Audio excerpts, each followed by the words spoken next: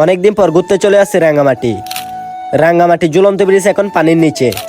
আসসালামু আলাইকুম এভরিওয়ান, কেমন আছেন সবাই? আশা করি ভালো আছেন। আলহামদুলিল্লাহ আমিও ভালো আছি। তো সবাইকে নতুন ব্লগে স্বাগতম।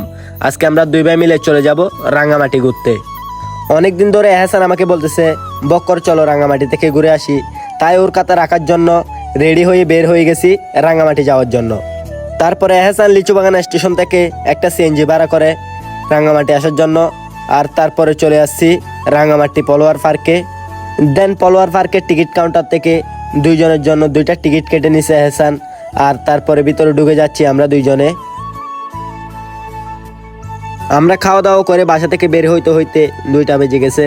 আর রাঙ্গামাটি আস্তে আস্তে প্রায় 3টা সাড়ে 3টা বেজে গেছে। পলোয়ার পার্কের সবচেয়ে সুন্দর জায়গাটাই হচ্ছে এই ব্রিজটা। এই ব্রিজটার মধ্যে ছবি তুললে ওই ছবিগুলো অনেক সুন্দর হয়।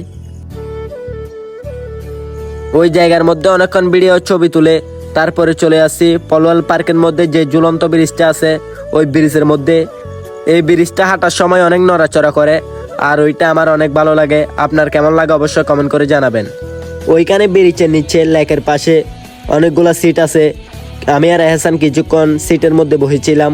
আর চারপাশে দেখতেছি শত শত মানুষ আর ছোট ছোট বাচ্চারা পানির মধ্যে খেলাধুলা করতেছে। আর আজকের ওয়েদারটা এতই সুন্দর ছিল যে আপনাদেরকে বলে বোঝাতে পারবো না, এক কথায় অসাধারণ। সিটের মধ্যে অনেকক্ষণ বসে থাকার পরে চলে আসছি লাভ পয়েন্টের ওইখানে এসে কয়েকটা ছবি আর ভিডিও করে নিলাম। আর এদিকে দেখতে দেখতে সন্ধ্যা নেমে আসতেছে। আমাদের থেকে আরেকটা জায়গার মধ্যে যাইতে হবে। ওই জায়গাটার নাম হচ্ছে রাঙ্গামাটির ঝুলন্ত ব্রিজ। তারপরে পলোয়ার পার্ক থেকে বের হয়ে রওনা দিয়ে দিছি রাঙ্গামাটির ঝুলন্ত ব্রিজের উদ্দেশ্যে। ঝুলন্ত ব্রিজের ওইদিকে যাওয়ার সময় একটা মামা আমাদেরকে ডাক দিয়ে বলে এখান থেকে টিকিট কেটে নাও। তো আমি মামাকে বলতেছি মামা টিকিট কাউন্টার তো ভিতরে। তো মামা বলতেছে ভিতরে এখন টিকিট কাটতে হবে না, এখান থেকেই শুধু গাড়ির জন্য টিকিট কাটলেই হবে।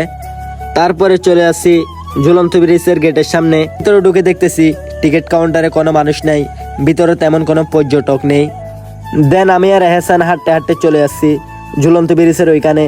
আর এসেই দেখতে পাচ্ছি পুরো ঝুলন্ত ব্রিজ পানির নিচে। আপনারা যারা এখন ঝুলন্ত ব্রিজ যাওয়ার প্ল্যান করতেছেন আপনাদেরকে বলতেছি আপাতত এখন ঝুলন্ত ব্রিজ যায়েন না, ঝুলন্ত ব্রিজ পুরো পানির নিচে। তো এভরিওয়ান, ভিডিওটা এ পর্যন্ত। কেমন লাগছে অবশ্যই কমেন্ট করে জানাবেন। ভালো লাগলে লাইক কমেন্ট শেয়ার করে দিবেন। আর আমার পেজে নতুন হয়ে থাকলে পেজটা অবশ্যই ফলো করে দিবেন।